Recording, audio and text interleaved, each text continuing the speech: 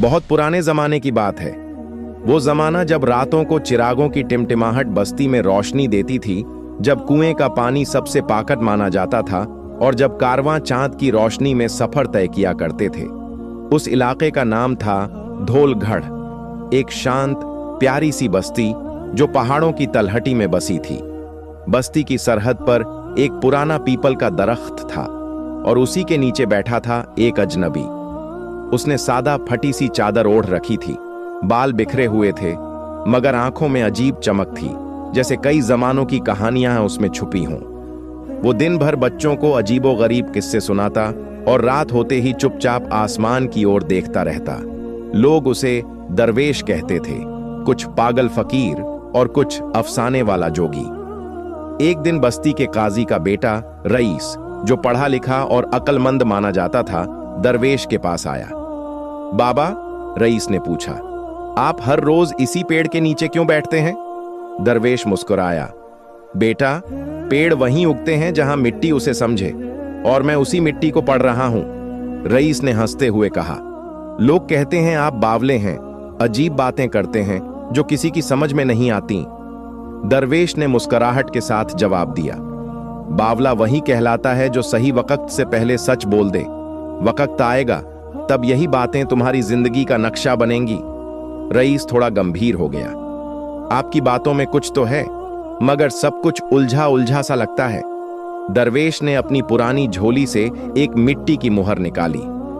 ये देख, ये मुहर उस बादशाह की है जो आज किसी किताब में भी नहीं मिलता। कभी इस मिट्टी पर उसका राज्य था, मगर वक्त ने उसे भी मिट्टी कर दिया। रईस ने वो मुहर हाथ में ली। सच में बहुत पुरानी थी, किसी पुराने वक्त की गवाही देती हुई। तो क्या आप उस जमाने के हैं? रईस ने पूछा। दरवेश की आंखों में नमी आ गई। मैं हर उस वक्त का मुसाफिर हूं जहां लोग सच्चाई से डरते हैं। मैं आया हूं कुछ बताने और फिर चला जाऊंगा। उस रात दरवेश पहली बार बस्ती के अंदर दाखिल हुआ। लोग हैरत से उसे देखते रहे, मगर किसी ने रोका नहीं। वो मस्जिद के अहाते में गया, चुपचाप बैठा रहा। फिर अचानक अजान से पहले उठकर बोला, कल बस्ती की जमीन कांपेगी और तुम सबको अपने घर के अंदर चिराग जलाकर रहना होगा। लोग हंस पड़े। किसी ने कहा, यह तो सारा दिन ऐसे ही डरावनी बातें करता है। किसी ने कहा, अरे बाबा, हमारी जमीन कभी नहीं कांपती, ये ढोलगढ़ है, पहाड़ की गोद में बसा है। मगर अगले ही दिन जब सूरज ने अपनी पहली किरण पहाड़ की चोटी पर डाली, जमीन में कंपन महसूस हुआ। मिट्टी फटने लगी, कुएं का पानी ऊपर उबलने लगा और कई पुराने मकान दरक गए। वो बस्ती कांप उठी, लोग बदहवास हो गए। और तब याद आया दरवेश की बात। जब लोग उसे ढूंढने भागे, वो फिर बस्ती के बाहर उसी पेड़ के नीचे बैठा था, आंखें बंद, चेहरे पर वही रहस्यमयी सुकून। और बस्ती में पहली बार किसी ने फुसफुसाकर कहा, शायद वो पागल नहीं, कुछ और ही है। पिछली रात की दहशत अब भी बस्ती की दीवारों पर थमी थी। कुएं से उबलता पानी, जमीन में पड़ी दरारें और वो कांपती हुई सुबह, इन तमाम मंजरों ने गांव वालों के दिलों में एक अजीब सी बेचैनी भर दी थी। जो लोग कल तक दरवेश की बातों को बकवास समझते थे, अब उनकी नजरों में शक और सवाल दोनों थे। सुबह होते ही मस्जिद के अहाते में भीड़ इकट्ठा होने लगी। काजी साहब, जमींदार बुजुर्ग जनाब सफदर अली और दर्जी मियां लतीफ सब वहीं थे। लोगों की आंखों में एक ही सवाल था, क्या वो पागल वाकई कुछ जानता है? दरवेश अब भी उसी पेड़ के नीचे बैठा था, आंखें बंद, होंठों पर कोई धुंधली सी तस्बीह और चेहरे पर एक रहस्यमयी इत्मीनान। तभी एक बुजुर्ग औरत, जैनब खातून, आगे बढ़ी। मैंने अपनी जिंदगी में बहुत से फकीर देखे, मगर ऐसा कोई नहीं देखा जो आने वाली आफत की खबर दे दे।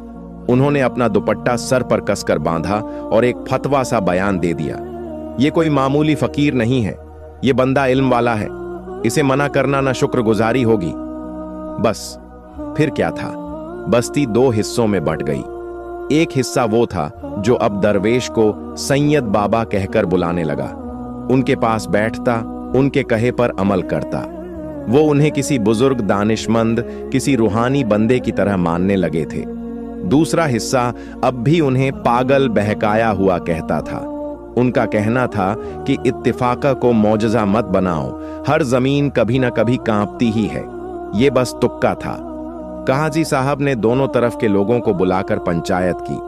अगर दरवेश सच में कोई वली है तो वो आने वाले वक्त की कोई और निशानी बताए, और अगर नहीं तो उसे बस्ती से बाहर कर दिया जाए। यह बात दरवेश तक भी पहुंची। लोगों की भीड़ के सामने उन्होंने पहली बार खुलेआम कहा, जिस इल्म को तुम इत्तिफाका कहते हो वो इल्म नहीं, नफ्स की कमजोरी है। मैं कोई चमत्कारी नहीं, ना कोई पीर, मैं बस वो सुनता हूं जो तुम्हें सुनाई नहीं देता। और अब सुन लो, 3 दिनों के अंदर उस कुएं से काली राख निकलेगी, पानी फिर झर हो जाएगा, और जो भी उसे पिएगा वो बीमार पड़ जाएगा। बस्ती में सन्नाटा छा गया। लोगों ने कुएं को घेर कर उसकी निगरानी शुरू कर दी। कुछ ने तो हंसते हुए कह दिया, अब कुएं से राख निकलेगी, ये तो और भी पागलपन है। मगर जैसे जैसे दिन गुजरे, तीसरे दिन सुबह कुएं से दुर्गंध फैलने लगी। बाल्टियां ऊपर खींची गईं, पानी में अजीब सी काली परत थी। कुछ लोगों ने जोश में आकर कहा, यह तो कोई और शैतानी चाल है। मगर फिर वो हुआ जिसने सारे इनकार को मिट्टी में मिला दिया। बस्ती के मोची रसूल मियाँ ने अंधे यकीन में आकर उस पानी को पी लिया, और चंद ही घड़ी में उसकी तबीयत बिगड़ गई। सांसें तेज, आंखें लाल और जिस्म कांपता हुआ। लोग उसे मस्जिद के अहाते में लिटाकर कुरानी तावीज पढ़ने लगे। भीड़ में कोई चिल्लाया, बाबा सही था, बाबा ने कहा था, ये पानी झर हो चुका है। अब बस्ती का रुख ही बदल गया। लोग दौड़ते हुए दरवेश के पास पहुंचे। कुछ ने उनके पांव छुए, कुछ ने माफी मांगी, मगर दरवेश फिर भी चुप था। रईस, जो अब तक दरवेश का सबसे बड़ा विरोधी था, अब सामने आया। उसने कहा, बाबा माफ करिए, हमने आपकी रोशनी को दीवानगी समझा। दरवेश ने उसकी तरफ देखा। मैं माफ करने नहीं, समझाने आया हूं। अभी तो ये सफर शुरू हुआ है, आगे वो होगा जिसे सुनकर तुम्हारी अकल भी कांप उठेगी। रईस ने कांपती आवाज में पूछा, क्या होगा बाबा? दरवेश ने आसमान की तरफ देखा और धीरे से कहा, अब जिसकी जमीन टूटी है उसकी दीवारें गिरेंगी, और जिन दिलों में शकत था वहां अब आग लगेगी। बस्ती पर एक और इम्तिहान आने वाला है। और इसी लफ्ज के साथ हवाओं में एक सर्द लहर फैल गई। सुबह की अजान के कुछ ही लम्हों बाद मस्जिद के पीछे वाले अहाते में मुल्ला सलीम की लाश पड़ी मिली। सफेद कुर्ते पर खून के छींटे थे और छाती में एक सीधा वार। ये वही सलीम था जो दरवेश को सबसे ज्यादा नापसंद करता था। वो हर महफिल में कहता, ये बाबा नहीं, शातिर है, लोगों की सादगी से खेल रहा है, इसे बस्ती से बाहर करो। जब लोग भागकर वहां पहुंचे तो हैरानी की इंतहा हो गई। सलीम की मुट्ठी में एक टुकड़ा कपड़ा था, वही काले रंग की चादर का हिस्सा जो दरवेश ओढ़ा करता था। अब बस्ती फट पड़ी। लोग चिल्लाने लगे, इसका मतलब साफ है, बाबा ने ही मारा है।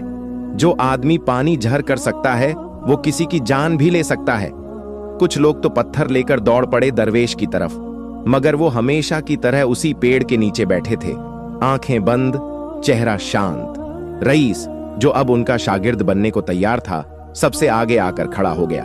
ठहरो, इल्जाम लगाना आसान है, मगर सबूत, गवाह कोई देखा किसी ने? काजी साहब भी पहुंचे, चेहरे पर शिकन थी। बाबा, आप अगर बेगुनाह हैं तो कुछ बोलिए, जवाब दीजिए। लेकिन दरवेश चुप रहे, न कोई सफाई न कोई इनकार। उनकी खामोशी और भी भारी लगने लगी। भीड़ ने शोर मचाना शुरू कर दिया। अगर ये बेकसूर है तो बोलता क्यों नहीं? रईस ने कांपती आवाज में पूछा। बाबा, क्यों खामोश हैं आप?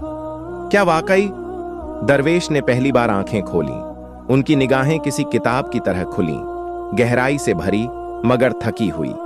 धीरे से बोले, जिस लफ्ज को मैं बोलता तुम फिर उसी पर शक करते, इसलिए मैंने वक्त को गवाही देने दिया है। रईस ने कहा। क्या मतलब? दरवेश ने जवाब दिया। 3 रोज में उस असली कातिल का चेहरा उसी मस्जिद की दीवार पर नजर आएगा, मगर जो देखेगा वो यकीन नहीं करेगा, और जो यकीन करेगा वो देख नहीं पाएगा। लोग और ज्यादा उलझ गए। अब ये क्या नई पहेली है? कभी कुएं में झर, कभी दीवारों पर चेहरा। ये आदमी हमें पागल बना देगा। काजी साहब ने आखिरकार फैसला सुनाया, जब तक सच सामने ना आए दरवेश को मस्जिद से दूर रखा जाए, और अगर 3 दिन में कुछ न हुआ तो उसे बस्ती से निकाल दिया जाएगा। उसी रात रईस चुपचाप दरवेश के पास पहुंचा।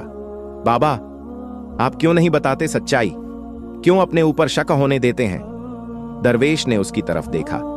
बेटा, सच्चाई जब अपनी मर्जी से सामने आती है तो वो दिलों को बदल देती है, और जब जुबान से जबरदस्ती निकाली जाती है तो वो बहस बन जाती है। मैं बहस नहीं, हक दिखाना चाहता हूं। रईस ने सिर झुका लिया। बस्ती में अब रातें भी सरगोशियों से भरी थीं। कुछ लोग दरवेश के लिए दुआ करते तो कुछ उसके लिए फांसी की रस्सी बुनते। अगला सवेरा एक नई आंधी लाने वाला था। दीवारें अब चुप नहीं थीं और सच धीरे धीरे अपने पैरों से चलकर बस्ती की तरफ बढ़ रहा था। तीसरी रात चांद की रोशनी कुछ ज्यादा ही सर्द थी।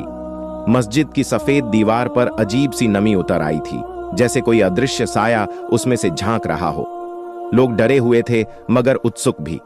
बस्ती में फुसफुसाहट थी। क्या वाकई कुछ दिखाई देगा? मस्जिद के अहाते में एक नौजवान यासिर रात की निगरानी पर बैठा था। हाथ में मशाल, आंखों में थकान और दिल में हजारों शक। वो कभी दीवार की तरफ देखता, कभी आसमान की ओर। अचानक दीवार पर एक साया उभरा। पहले हल्का सा धुंधला नक्श, फिर आंखें, फिर चेहरा, और वो चेहरा किसी और का नहीं, मुल्ला सलीम का था। मगर चेहरा मुस्कुराता नहीं था। उसकी आंखों में नफरत थी और होंठों पर खून जैसा धब्बा। यासिर का बदन कांपने लगा। मशल गिर गई और वो भागा। सुबह बस्ती वालों को बुलाया गया। यासिर कांपते हुए सबके सामने बोला, मैंने खुद देखा। दीवार पर सलीम का चेहरा था और वो देख रहा था जैसे किसी को ढूंढ रहा हो। भीड़ भड़क गई। झूठ बोलता है, डरा हुआ है, बकवास कर रहा है। बाबा की बातों में अब बच्चों को भी शामिल कर लिया गया है। लेकिन तभी एक और आवाज आई। बूढ़े मियां हकीम कासिम ने कहा, मैं भी गया था। सुबह की नमाज के वक्त दीवार पर ताजा खरोंच के निशान थे, जैसे किसी ने नाखूनों से चेहरा बनाया हो। लोग अब उलझ गए थे, इल्म और वहम की सरहद पर खड़े। काजी साहब ने आखिरकार ऐलान किया, अगर बाबा सच कहता है तो अब वो असली कातिल का नाम बताए। अब और नहीं सहेंगे हम ये रहस्य। दरवेश उसी पेड़ के नीचे तस्बीह फेरते हुए बैठा था। काजी, रईस और भीड़ उसके सामने थी। काजी ने सख्त लहजे में पूछा, क्या अब तुम बताएगा सच या फिर किसी और की जान जाएगी? दरवेश ने सर झुकाया और सिर्फ एक जुमला कहा, सच वो नहीं होता जो सुना जाए, सच वो होता है जो डराए। रईस ने कहा, बाबा अब इल्जामों से बाहर आओ, नाम बताओ, किसने मारा सलीम को? दरवेश की आंखें बंद थीं। उसने झोले से एक पत्थर निकाला। उस पर काले रंग से एक अक्षर लिखा था, ल भीड़ सन्न। फिर बाबा बोले, जिसका नाम इस हरफ से शुरू होता है वो ही सलीम का कातिल है। लोगों की निगाहें आपस में टकराने लगीं। लतीफा मियां या फिर लियाकत पहलवान? नहीं, शायद लुबना का भाई। संदेह और सनसनी फैल गई। लतीफा मियां जो दर्जी था घबरा गया। ये झूठ है, मैं क्यों मारूंगा सलीम को? मगर कोई नहीं सुन रहा था। शक का साया अब लतीफ पर था। शाम होते होते किसी ने लतीफ के घर के पीछे एक खंजर पाया और उस पर खून के धब्बे थे। उसे गिरफ्तार कर लिया गया। लतीफ चीख रहा था, ये बाबा की चाल है, ये जादू करता है, ये पागल नहीं, शैतान है। लेकिन भीड़ अब दरवेश की पुजारन बन चुकी थी। लतीफ की आवाज उस शोर में दब गई। उसी रात रईस बाबा के पास आया और पूछा, क्या सचमुच लतीफ ही कातिल था? बाबा मुस्कुराए, सच एक दरिया है रईस, जो उसे पीने जाता है कभी सूखा नहीं लौटता। मगर सबके पास इतनी प्यास नहीं होती। रईस हैरान रह गया। तो क्या आपने फिर भी नाम नहीं बताया? बाबा की मुस्कुराहट ठहरी रही। मैंने नाम नहीं, हरफ दिया। इंसाफ अगर हरफ से हो जाए तो जुबान की जरूरत ही नहीं। रईस चुप रह गया, मगर कहीं ना कहीं दिल के अंदर एक नई चिंगारी उठ चुकी थी। बस्ती की फिजा में अब दरवेश की ही बातें थीं, लेकिन रईस के दिल में कुछ और ही चल रहा था। वो जानता था कि लतीफ को पकड़े जाने में कुछ न कुछ अधूरा है। दरवेश ने तो बस एक हरफ दिया था, ल, मगर लोगों ने उसे पूरी कहानी मान लिया। रईस ने उसी रात तहकीकात शुरू की। चुपचाप, बिना किसी को बताए, वो उस पुरानी मस्जिद के पिछले अहाते में गया जहां सलीम की लाश मिली थी। मिट्टी अब भी गीली थी, मगर उस पर एक अजीब सी छाप दिख रही थी, जैसे किसी नंगे पांव का निशान। मगर ये निशान साधारण नहीं थे। उंगलियां तिरछी थीं और एड़ियां गहराई तक ढंसी हुई। रईस ने अपने हाथ की मशल जमीन पर रखी और देखा, निशान वहां से सीधा काजी साहब की हवेली की तरफ जाते हैं। वो चौंक गया। क्या ये सिर्फ इत्तेफाका है, या दरवेश की खामोशी के पीछे काजी साहब का नाम भी छुपा है? रईस अब उलझ चुका था। एक तरफ बस्ती में दरवेश की बढ़ती महत्ता थी, दूसरी तरफ वो डर जिसे जुबान पर लाना भी जुर्म था। दूसरे रोज सुबह बस्ती की चौपाल में रईस खड़ा हुआ। मैंने कुछ ऐसा देखा है जिसे सबको जानना चाहिए। भीड़ जमा हुई। दरवेश चुपचाप दूर खड़ा था, वो कभी बीच में नहीं आता। रईस ने निशानों की बात कही और कहा, इन कदमों के निशान मस्जिद से निकलकर सीधा काजी साहब की हवेली की दीवार तक जाते हैं। भीड़ सन्न रह गई। काजी साहब तिलमिला गए। तू मुझ पर इल्जाम लगा रहा है रईस? रईस ने जवाब दिया, मैं इल्जाम नहीं लगा रहा, सिर्फ वो बता रहा हूं जो जमीन पर लिखा है। काजी साहब का चेहरा लाल हो गया। ये बाबा तुम्हारे दिमाग पर छा गया है, अब हर बात में उसके फायदे के लिए मेरी इज्जत दांव पर लगाएगा। भीड़ दो हिस्सों में बंट गई। कुछ ने कहा, रईस सही कह रहा है, दरवेश ने हर बात पहले ही बता दी थी, अब कदमों के निशान भी कुछ कह रहे हैं। कुछ बोले, नहीं, अब हद हो गई। एक पागल और एक लड़का मिलकर बस्ती के बड़े बुजुर्गों को बदनाम कर रहे हैं। उसी वक्त दरवेश आगे आया। पहली बार भीड़ के सामने सीधे काजी की आंखों में आंखें डालकर खड़ा हुआ। उसने सिर्फ इतना कहा, जिसके पास इल्म होता है वो शोर नहीं मचाता, और जिस पर इल्जाम हो वो चुप नहीं बैठता। काजी साहब बोले, मैं अब भी कहता हूं ये सब झूठ है। दरवेश ने झोले से एक मोम की मुहर निकाली और सबके सामने पेश की। ये मुहर सलीम की अंगुली में बंद थी और इस पर एक नाम खुदा है, लियाकत। लोग चौंक पड़े। लियाकत, वो तो काजी साहब का भतीजा है। अब पूरा मंजर बदल गया। रईस ने भीड़ की तरफ मुखातिब होकर कहा, सलीम ने जिस कपड़े का टुकड़ा मुट्ठी में पकड़ा था वो दरअसल लियाकत की पगड़ी का हिस्सा था। लतीफ तो बस उसके घर के पीछे से गुजरा था, असली गुनाहगार अब सामने है। भीड़ सन्न, काजी साहब चुप। उनकी आंखें झुक गईं। दरवेश ने एक लफ्ज और जोड़ा, मैंने बस हरफ दिया था, मगर सब ने अपने अपने मतलब निकाले। इसीलिए मैंने कहा, जो देखता है वो यकीन नहीं करता, और जो यकीन करता है वो देख नहीं पाता। काजी साहब ने धीरे से कहा, मैंने कुछ नहीं किया, मगर मैंने छुपाया जरूर था। लोगों की आंखें भर आईं। उन्हें पहली बार एहसास हुआ कि सच कभी जोर से नहीं बोलता, वो बस वक्त के साथ नुमायां होता है। लियाकत को गिरफ्तार किया गया। काजी साहब ने सबके सामने इस्तीफा दिया। उस रात रईस चुपचाप दरवेश के पास आया और बोला, आप हर बात पहले से कैसे जान लेते हैं? दरवेश ने मुस्कुराकर कहा, क्योंकि मैं लोगों की आंखें नहीं देखता, उनके डर पड़ता हूं, और डर कभी झूठ नहीं बोलता। बस्ती में अब खामोशी थी, मगर वो सुकून वाली नहीं, बल्कि सोच में डूबी हुई खामोशी। दरवेश की बातें अब लोगों को डराने के बजाय उनकी जरूरत बन चुकी थीं। हर मर्ज की दवा जैसे उसी की तस्बीह में छुपी हो, हर सवाल का जवाब उसकी खामोशी में। मगर एक शख्स था जिसकी बेचैनी अब भी कम नहीं हुई थी, रईस। उसे लगने लगा था कि वो दरवेश को जितना जानता है असल में उतना ही अनजान है। उसने उस रात बाबा के पास जाकर सीधे पूछा, बाबा अब बस भी कीजिए, आप कौन हैं, कहां से आए, सब कुछ कैसे जान लेते हैं, और क्यों इतनी खामोशी ओढ़े रहते हैं? दरवेश ने सर झुका लिया। कुछ लम्हों तक तस्बीह की माला चलती रही। फिर उन्होंने अपनी झोली से एक पुराना कागज निकाला, जला हुआ, कोनों से फटा हुआ, और उस पर कुछ लफ्ज उर्दू में लिखे थे जो अब धुंधले पड़ चुके थे। ये क्या है? रईस ने पूछा। दरवेश ने जवाब दिया, ये उस किताब का पन्ना है जो कभी मेरी जिंदगी थी।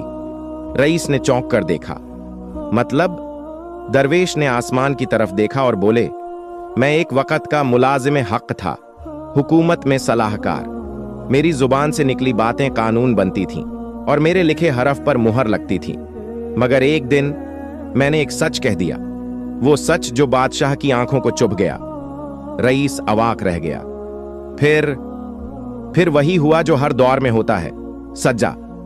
मुझे दरबार से निकाल दिया गया, मेरे इल्म को आग में जलाया गया और उस किताब के सारे पन्ने जिनमें मैंने इंसाफ के उसूल लिखे थे धू धू कर जलाए गए। यही एक पन्ना मैं बचा लाया, मेरे वजूद का आखिरी गवाह। रईस ने वो पन्ना हाथ में लिया और महसूस किया कि वो कागज नहीं, एक जला हुआ दिल है। तो आपने कभी किसी से बदला नहीं लिया? दरवेश मुस्कुराए। बदला लेने वाले अक्सर अपना वक़्त भी खो देते हैं। मैंने इंतजार किया, ताकत को नहीं, वक़्त को हथियार बनाया। और अब हर बस्ती, हर इंसान वही इम्तिहान दे रहा है जो उस वक़्त के बादशाह ने भी दिया था। रईस धीरे से बोला, आपका असली नाम क्या है बाबा? कुछ पल की चुप्पी के बाद दरवेश ने कहा, जो नाम जला दिया जाए वो फिर पुकारा नहीं जाता। अब मैं वही हूं जो लोग मुझे समझते हैं, कोई दीवाना, कोई दरवेश, कोई रहनुमा। रईस की आंखों में अब इज्जत नहीं, मोहब्बत थी। उसने कहा, बाबा, क्या मुझे भी आप जैसे इल्म की राह पर चलने की इजाजत है? दरवेश ने मुस्कुराते हुए तस्बीह की एक माला उसकी हथेली पर रख दी। इल्म किताबों से नहीं, नीयत से आता है। अगर नीयत साफ है तो ये माला तुझे उस रास्ते पर ले जाएगी जहां तुझे अपना आप भी दुश्मन लगने लगेगा। रईस ने माला को छुआ तो ऐसा लगा जैसे किसी झील में पहला पत्थर गिरा हो। बस्ती अब सो चुकी थी, मगर उस रात पहली बार दरवेश ने अपनी जुबान से गुजरे हुए वक़्त का एक दरवाजा खोला था, और उस दरवाजे के पीछे बहुत कुछ अभी बाकी था। बस्ती में मौसम कुछ अजीब हो चला था। हवा में नमी तो थी, मगर वो सुकून देने वाली नहीं, बल्कि भीतर तक चुभ जाने वाली। धूप दिन ब दिन फीकी पड़ती जा रही थी, और परिंदे जो हर सुबह पेड़ों पर चहचहाते थे अब खामोश थे। सबसे पहले बीमारी एक ग्वाले को लगी। उसकी आंखें सूज गईं और मुंह से झाग निकलने लगे। फिर उस औरत को जो हर रोज मस्जिद में झाड़ू लगाती थी, उसके बदन पर निशान बन गए थे जैसे किसी ने आग से छुआ हो। तीसरे दिन तक बीमारी पूरे पश्चिमी मोहल्ले में फैल चुकी थी। बच्चे कांपने लगे और बूढ़े बेहोश। बस्ती के हकीम ने सारे देसी नुस्खे आजमा लिए, मगर कोई फायदा नहीं हुआ। अब लोगों की नजरें एक ही तरफ मुड़ रही थीं, दरवेश।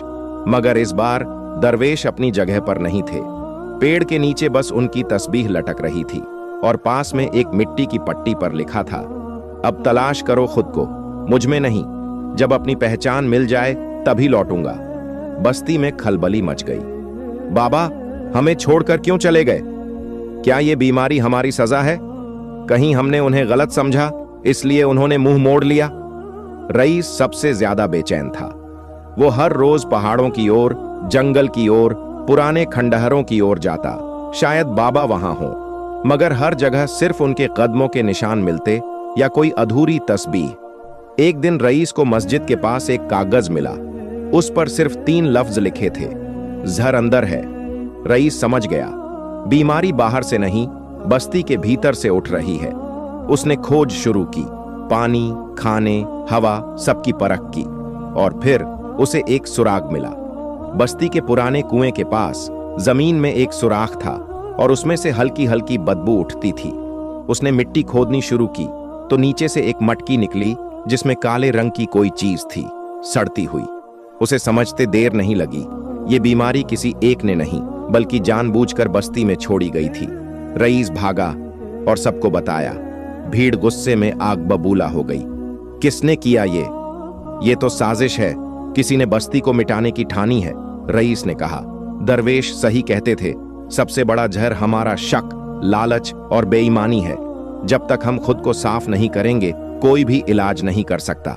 इसी बीच एक बच्चा दौड़ता हुआ आया। उसके हाथ में दरवेश की माला थी। ये मुझे पहाड़ी वाले पेड़ से मिली, उसने कहा। लोग दौड़ पड़े उस ओर। वहां एक पुरानी झोंपड़ी के पास दरवेश जमीन पर बैठे थे, आंखें बंद मगर सांसें चल रही थीं। रईस घुटनों के बल गिर पड़ा। बाबा, आप चले क्यों गए? दरवेश ने धीरे से आंखें खोली। क्योंकि मैं हर बार दवा नहीं बन सकता। कभी कभी मर्ज को भी जिंदा रहने दो ताकि लोग उसकी वजह समझें। रईस बोला। अब क्या करें बाबा? दरवेश ने हाथ से जमीन की ओर इशारा किया। इस मिट्टी को फिर से पाक करो, अपने अंदर से गंदगी निकालो। जहर मिट्टी में नहीं, नीयत में होता है। लोग रो पड़े। पहली बार बस्ती ने अपने अंदर झांका। उसी शाम हर घर ने अपनी छत पर दिया जलाया। ये ऐलान था कि अब वो सिर्फ दरवेश की मदद से नहीं, अपने जमीर से जिएंगे। धोलगढ़ की बस्ती जैसे नई सांसें लेने लगी थी। दियों की रोशनी में लोग सिर्फ उजाला नहीं, उम्मीद भी देखने लगे थे। बाबा वापस आ चुके थे, बीमारी काबू में थी और लोग खुद को बदलने का वादा करने लगे थे। मगर जैसे हर उजाले के पीछे एक परछाई होती है, वैसे ही इस बदलाव के पीछे भी एक शक दबा बैठा था, जो अब सिर उठाने को तैयार था।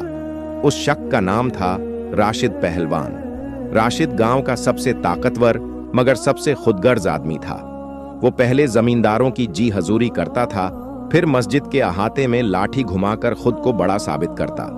बाबा के आने से उसका रुतबा पहले ही डगमगा चुका था। एक दिन पंचायत के बीच राशिद ने अचानक चिल्लाकर कहा, यह सारा खेल उसी बाबा का रचा हुआ है। लोग चौंक गए। क्या कह रहे हो राशिद? ये इल्जाम है, सोच समझकर बोलो। राशिद आग बबूला था। बीमारी उसी के आने के बाद फैली, जहर उसी ने दिखाया और फिर इलाज भी उसी ने बताया। ये सब उसकी चाल थी, लोगों को बांधने की, सिर झुकवाने की। भीड़ सन्न। कुछ लोग बोले, राशिद सही कहता है, दरवेश ने ही कहा था कि जहर अंदर है, उसे कैसे पता चला?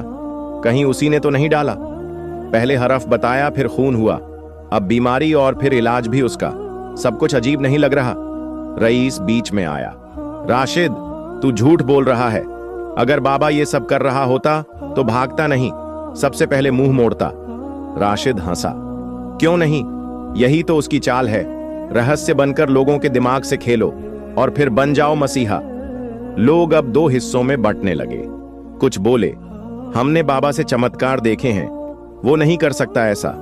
दूसरे बोले, हमने बस बातें सुनी हैं, सबूत तो कभी नहीं देखे। उस रात बाबा फिर अपने पेड़ के नीचे अकेले बैठे थे। उनके सामने भीड़ जमा हो गई।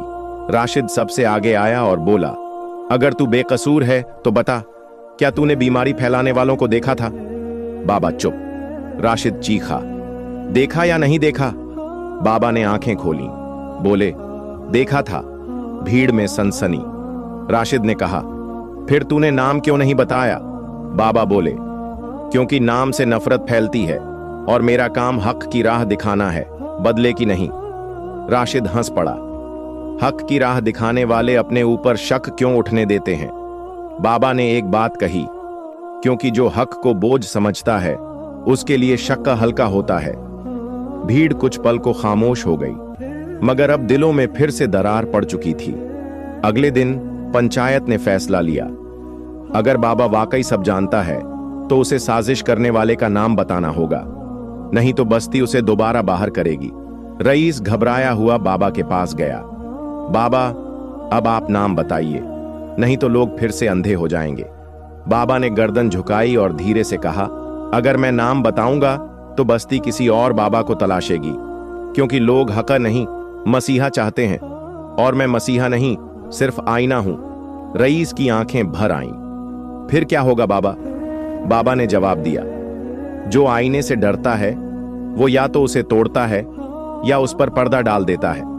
अब देखना यह है कि बस्ती क्या करती है। बस्ती की हवाओं में अब वो नमी नहीं थी जो राहत दे, अब वो एक बोझ की तरह थी। दियों की रोशनी अब कांपने लगी थी, जैसे उनकी लौ को भी यकीन नहीं रहा कि वो किसके लिए जल रही है।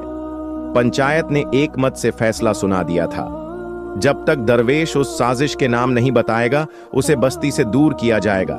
वो अब रहनुमा नहीं, एक साया है जो लोगों की सोच पर हावी हो चुका है। रईस ने लाख विरोध किया, मगर उसकी आवाज अब कमजोर पड़ने लगी थी। जिन दिलों में पहले मोहब्बत थी, अब उनमें डर भर गया था। बाबा को सुबह मस्जिद के अहाते से उठाकर बस्ती की सरहद पर छोड़ दिया गया। किसी ने पांव नहीं छुए, किसी ने दुआ नहीं मांगी। बस कुछ पुराने बच्चे दूर से खड़े थे, जिनकी कहानियां कभी बाबा की गोद में शुरू होती थीं, अब उनकी आंखों में नमी थी। रईस रात भर रोता रहा। 3 दिन बीते, फिर वो हुआ जो किसी ने सोचा तक नहीं था। बस्ती के बीचों बीच एक जोरदार धमाका हुआ। पुरानी हवेली जो राशिद की जागीर थी, उसमें आग लग गई। आग ऐसी भड़की कि सारे मोहल्ले ने आसमान पर धुआं देखा। जब लोग भागे हुए वहां पहुंचे तो देखा राशिद की लाश राख में बदल चुकी थी। उसके हाथ में एक लिफाफा था जिस पर दरवेश की तस्बीह बंधी थी। लिफाफा खोला गया, उसमें एक खत था जो राशिद ने अपनी मौत से पहले लिखा था। मैंने ही कुएं में झर रखा और लोगों के दिलों में भी। बाबा ने मुझे माफ कर दिया था, मगर मैं खुद को माफ न कर सका। मैंने उसे निकालने की साजिश रची ताकि मैं फिर से लोगों का हीरो बन जाऊं, लेकिन मैं हार गया। अगर इस बस्ती में कोई सच है तो वो सिर्फ दरवेश है, और अगर अब भी तुमने न पहचाना तो अगली आग दिलों में लगेगी, हवेलियों में नहीं। बस्ती सन्न, हर चेहरा सफेद, हर आंखें नम। लोग दौड़ पड़े बाबा को तलाशने, मगर वो कहीं नहीं थे। रईस ही अकेला था जो जानता था कि बाबा कहां जा सकते हैं। पहाड़ों की तलहटी में वो पुराना दरख्त जहां से सब शुरू हुआ था। रईस वहां पहुंचा, बाबा वहीं बैठे थे, मगर अब उनके बाल सफेद नहीं, चांदी हो चुके थे। चेहरा पत्थर सा शांत था और हाथ में वहीं आखिरी तस्बीह। रईस दौड़कर गिर पड़ा बाबा के कदमों में। बाबा, हम हार गए, मगर आप जीत गए। आप वापस चलिए, सब आपका इंतजार कर रहे हैं। बाबा ने मुस्कुराकर कहा, नहीं रईस, अब मेरा काम पूरा हो चुका है। कैसा काम? जिस मिट्टी को लोग पैर से कुचलते हैं, जब वहीं उनके माथे की रेखा बन जाए तब समझो बदलाव हुआ है। मैंने सिर्फ उन्हें उनकी असल शक्ल दिखाई, अब उन्हें आईना देखने की आदत हो गई है। तो क्या आप हमेशा के लिए जा रहे हैं? बाबा ने धीरे से कहा, मैं कभी था ही नहीं रईस। मैं हर उस आदमी की सोच में रहता हूं जो सवाल करता है, हर उस दिल में जो डर के आगे सच बोलने की हिम्मत रखता है, और हर उस जगह पर जहां लोग अपने डर को भगवान बना लेते हैं। क्या मैं फिर कभी आपको देख पाऊंगा? बाबा ने उसकी आंखों की तरफ इशारा किया। जब तुझे अपनी आंखों पर शक हो और अपने जमीर पर यकीन, तब समझना मैं वहीं हूं। रईस रो पड़ा। बाबा ने उसे गले लगाया, आखिरी बार। कुछ हफ्तों बाद धोलगढ़ की बस्ती अब बदल चुकी थी। दिए अब भी जलते थे, मगर अब किसी के नाम पर नहीं, बल्कि हक के लिए। मस्जिद के अहाते में एक नई दीवार बनी थी। उस पर लिखा था, दरवेश नहीं गया, वो हर उस जगह है जहां लोग सच बोलने से डरते हैं। रईस अब बस्ती का सबसे युवा काजी बन चुका था, मगर वो कभी कुर्सी पर नहीं बैठता था। वो बाबा के जैसे ही जमीन पर बैठता, तस्बीह फेरता और कहानियां सुनाता।